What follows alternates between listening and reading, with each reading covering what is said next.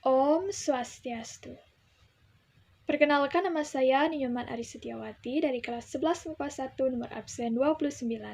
Pada video ini, saya mewakili kelompok saya akan menjelaskan mengenai materi minyak bumi. Simak video saya selengkapnya.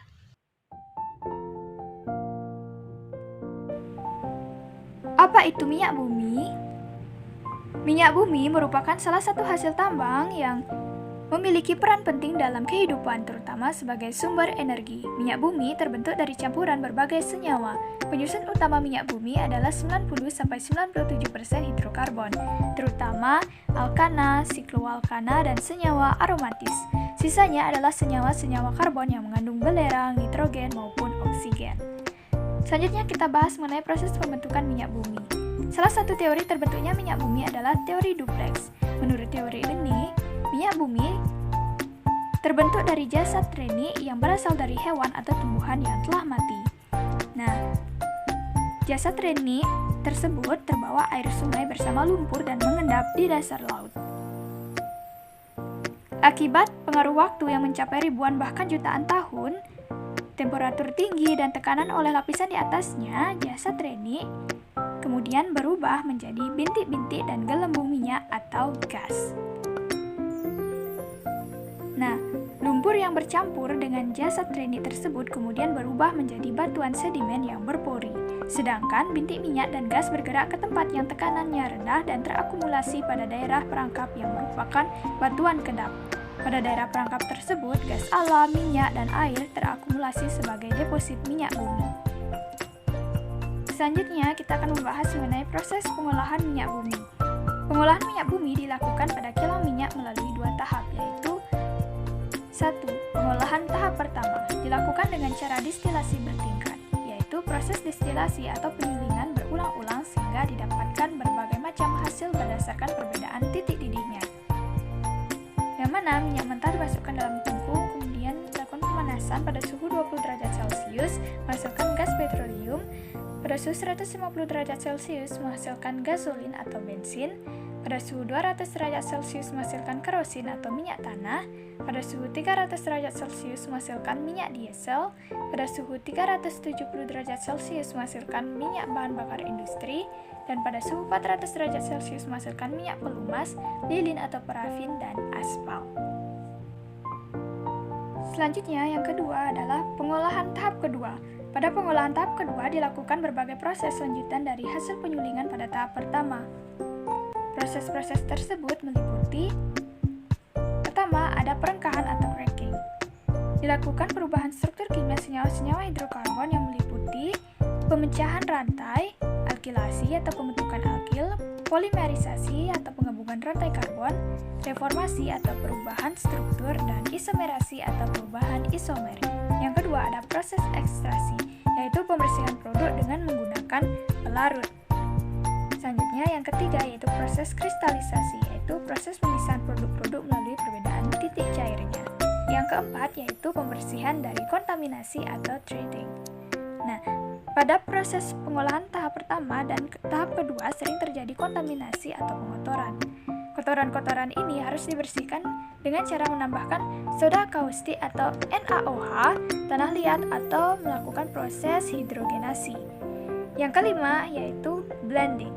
Pada tahap ini adalah tahap pencampuran fraksi-fraksi minyak bumi dengan bahan aditif untuk memperoleh kualitas yang lebih baik.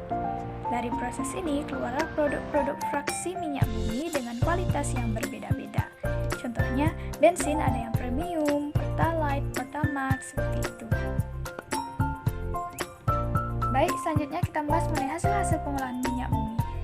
Hasil-hasil proses pengolahan minyak bumi atau produk-produk fraksi minyak bumi dapat dikelompokkan berdasarkan titik didih dan jumlah atom karbon pembentuk rantai karbonnya. Bisa kita lihat pada tabel di bawah ini. Selanjutnya, kita membahas mengenai bensin. Sebagai salah satu fraksi minyak bumi, bensin merupakan campuran dari berbagai macam senyawa hidrokarbon. Bensin standar yaitu bensin yang dibuat dari senyawa N-heptana dan isooktana. Angka yang digunakan untuk menunjukkan mutu bensin disebut angka oktan atau bilangan oktan. Semakin tinggi angka oktan bensin, maka semakin baik mutu bensin tersebut. Senyawa N-heptana diberi nilai oktan itu 0 karena zat ini menimbulkan knocking yang hebat. Senyawa isooktana diberi nilai oktan 100 karena menimbulkan sedikit knocking, contohnya premix mempunyai nilai oktan 94. Ini berarti kualitas bahan bakar setara dengan campuran 94% isooktana dan 6% N-heptana. Bensin yang dihasilkan dari proses distilasi biasanya masih mempunyai bilangan oktan yang rendah. Untuk meningkatkan bilangan oktan, maka perlu ditambahkan zat anti-knocking. Selanjutnya, kita bahas mengenai dampak pembakaran minyak bumi. Yang pertama adalah penggunaan TEL. TEL atau tetraethyl lead merupakan zat tambahan yang digunakan untuk meningkatkan angka oktan dan mutu bensin.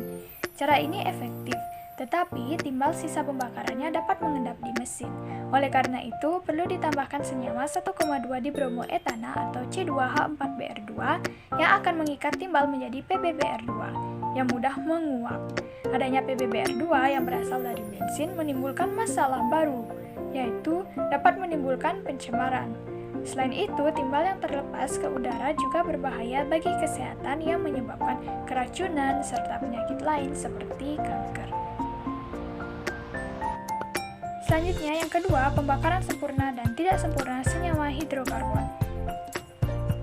Pada pembakaran sempurna, senyawa hidrokarbon akan menghasilkan gas karbon dioksida dan uap air dengan reaksi CXHY plus O2 menjadi CO2 plus H2O.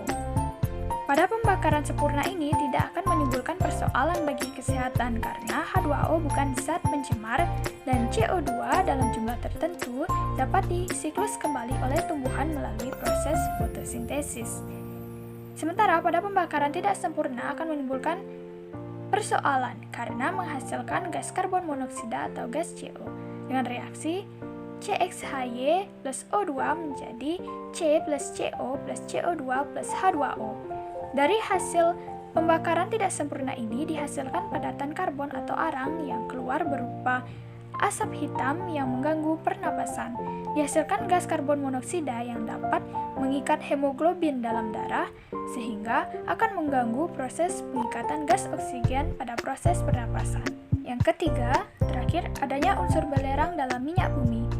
Apabila minyak bumi dibakar, maka akan dihasilkan gas belerang dioksida dengan reaksi S plus O2 menjadi SO2. Gas belerang dioksida merupakan oksida asam dan apabila bercampur dengan air hujan dapat menyebabkan hujan asam. Dampak terparah dari terjadinya hujan asam adalah rusaknya ekosistem air, karena kandungan asam dan aluminium pada aliran air akan dilepaskan oleh hujan asam.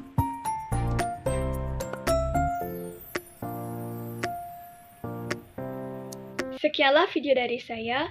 Mohon maaf apabila terdapat kesalahan-kesalahan dalam penyampaian materi maupun hal-hal lainnya. Terima kasih. Saya akhiri dengan Parame Santi. Om Santi Santi Santi Om.